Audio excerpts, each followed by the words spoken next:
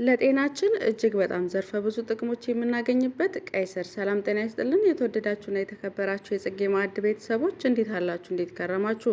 በዛሬ ቪዲዮ ደግሞ 5 አይነት ጥቅሞችን የምናገኝበትን የቀይ ስር አስገራሚ የጤና ጥቅሞች የምናይ ይሆናል። እስከ መጨረሻው አብራችሁን ቆዩ። ላይክ፣ ሰብስክራይብ ማድረጋችሁን እንዳትዘነጉ። እንግዲህ ብዙዎቻችን እንደምናውቀው በውስጡ እጅግ ዘርፈ ብዙ ጥቅሞችን የያዘ ቀይ ስርን እናያለን በዛሬ ቪዲዮአችን። ይህ ቀይ ስር ሱፐር ፋድ ተብለው ከሚመደቡ ጥቂት ምግቦች አንዱ በመሆኑ ይታወቃል። እስከ መጨረሻው አብራችሁን ቆዩ። ወደ አንደኛውና ወደ መጀመሪያው ሲሄድላችሁ ለልብ እና ለደም ግፊት ጤንነት ይጠቅማል። የመጀመሪያውና ዋና ጥቅሙ ለደም ግፊት ነው። ቀይ ስር በውስጡ ናትሬት የተባለ ንጥረ ነገርን በከፍተኛ መጠን ይይዛል። ይህ ንጥረ ነገር ወደ ሰውነታችን ሲገባ ናይትሪክ ኦክሳይድ ወደ ተባለ ጋዝ ይቀየራል። ናይትሪክ ኦክሳይድን ደግሞ የደም ቧንቧዎችን እንዲለጠጡና እንዲከፋፈቱ ያደርጋል። በዚህ ምክንያት ደም በሰውነታችን ውስጥም ያለምንም መወጠር እንዲዘዋወር ስለሚረዳ ከፍተኛ የደም ግፊትን በከፍተኛ ሁኔታ ይቀንሳል። ይህም ለልብ ድካምና ለስትሮክ የመጋለጥ እድላችንን በእጅጉ የሚከላከልልንና የሚቀንስልን ነው ማለት ነው። ወደ ሁለተኛው ስንሄድ ደግሞ የሰውነት ብርታትና ጉልበትን ለመጨመር ይረዳናል። ስፖርት የሚሰሩ ወይንም የቀን ውሏችሁን አድካሚ የሆነባችሁ ሰዎች ቀይ ስር የቅርብ ወዳጅ ነው ማለት ነው ሊሆን ይችላልም ተብሎ ይገመታል። ጥናቶች እንደሚያሳዩት የቀይ ስር ጭማቂን መጠጣት ጡንቻዎችን ኦክስጅንን የመጠቀም አቅማቸውን እንዲያሳድጉ ይረዳል።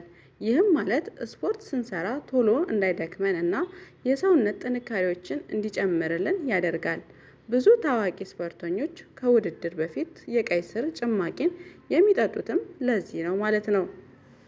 ሶስተኛ ደግሞ ስናይ ለጉበት ጤንነትና ለሰውነት መጽዳት።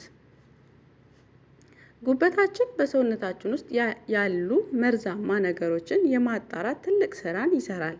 ነገር ግን እርሱ ራሱ ጥበቃ ያስፈልገዋልና በቀይ ስር ውስጥም የሚገኘው ቤታይን የተባለ ንጥረ ነገር ጉበት ውስጥም ስብ እንዳይከማች ይከላከላል።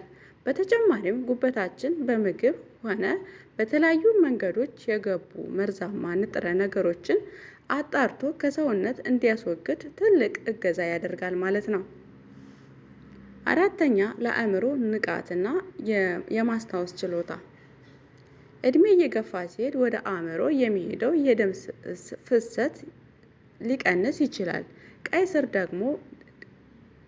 ደግሞ ቀደም ብዬ እንዳልኩት የደም ስርን የማስፋት አቅም ስላለው ወደ አእምሮ የሚሄደውን የደምና የኦክስጅን መጠንን ይጨምራል። ይህ ደግሞ የማሰብ ችሎታን እንዲሳልና ወይንም ደግሞ ትኩረት እንድናደርግ የሚረዳን የመርሳት ችግርንም የሚከላከልልን ነው ማለት ነው።